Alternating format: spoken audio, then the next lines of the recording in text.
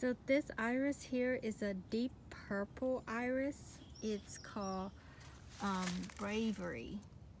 And the Bravery iris, the mother rhizome is this one. It's already bloomed, and there's one offspring that I have.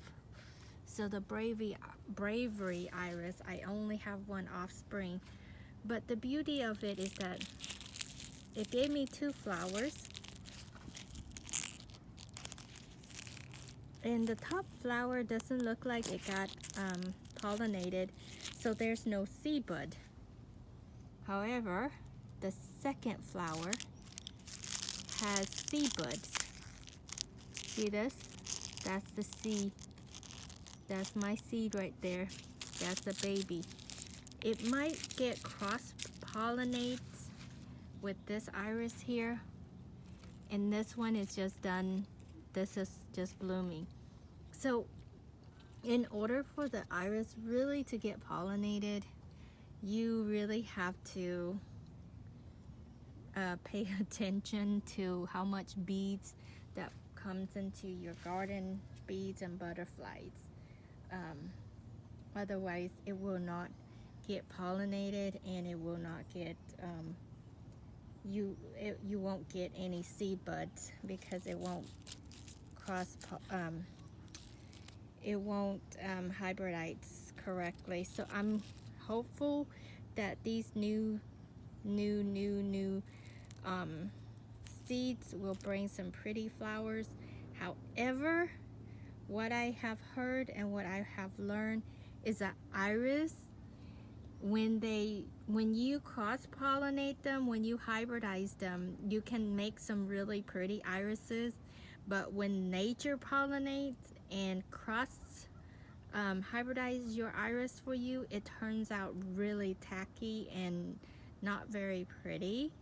So I don't know how true that is, so I'm saving these seeds to actually see how nature pollinates my irises.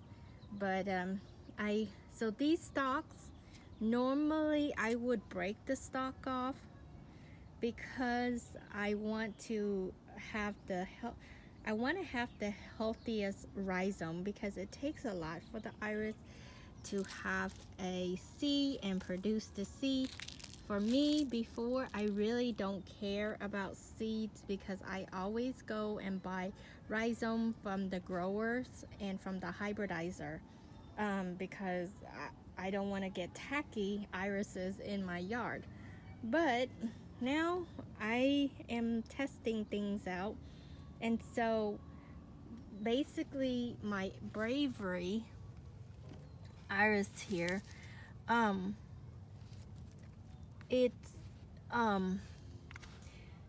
it gave me just one extra rhizome, so it's really not good. But I don't know, it's not multiplying like I hope it would. Maybe I overcrowded with my other plants in here.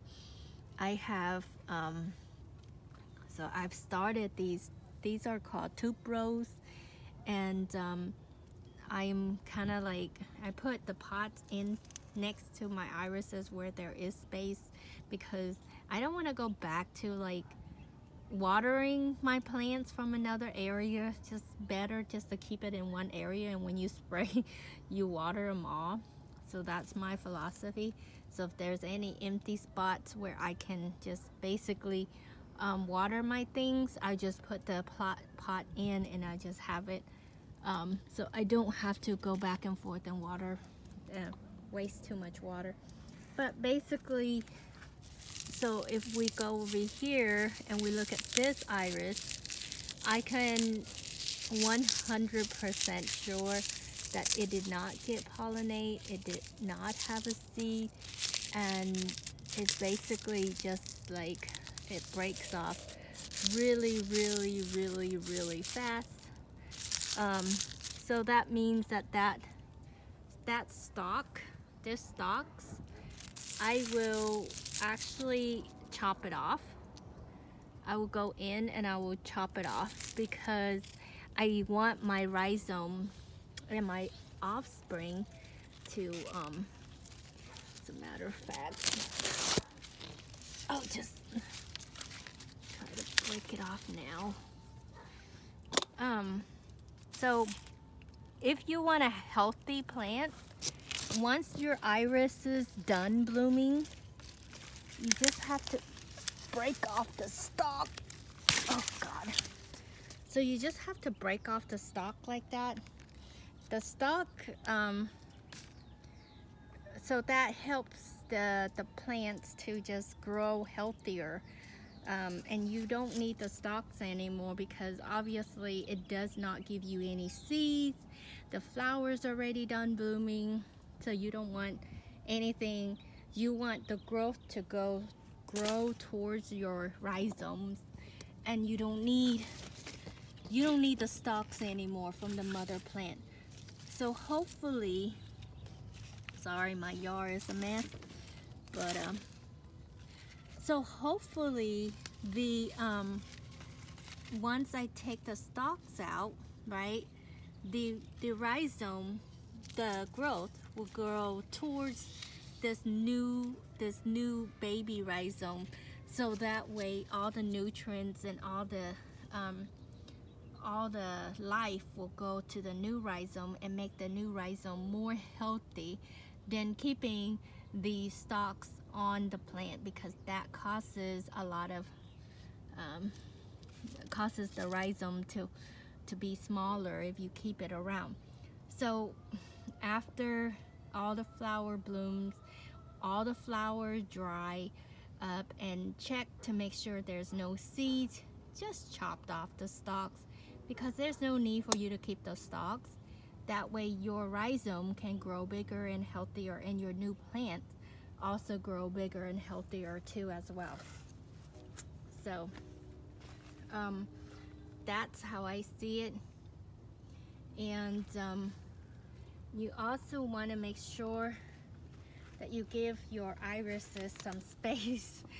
As you can see, I try to use every square inches of my garden, of my yard here. So my irises is struggling, but I'm trying to start pea to grow.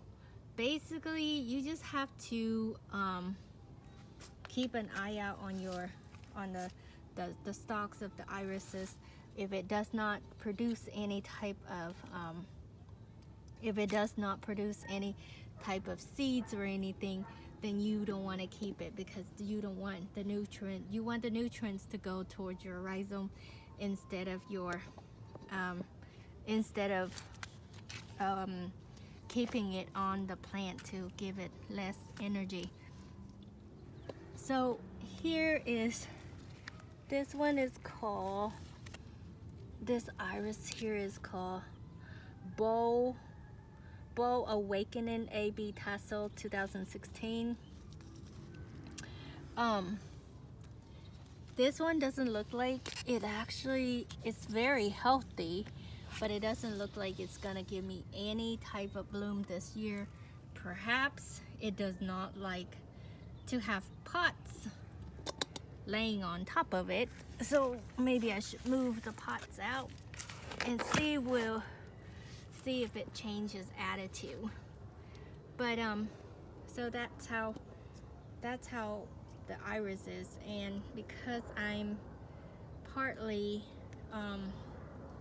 experimenting with iris growing, I'm still see myself as amateur. So I'm just experimenting the how these irises are growing, and it's doing pretty well for me. It's just that you have to pay attention to your plants. But honestly, I'm a working mom, and it's kind of hard to pay attention to everything that grows. But yeah, so make sure you check your irises. If it has seeds, keep the stalks. If it doesn't have seeds, just get rid of it so that the rhizome can grow a little bit bigger and healthier.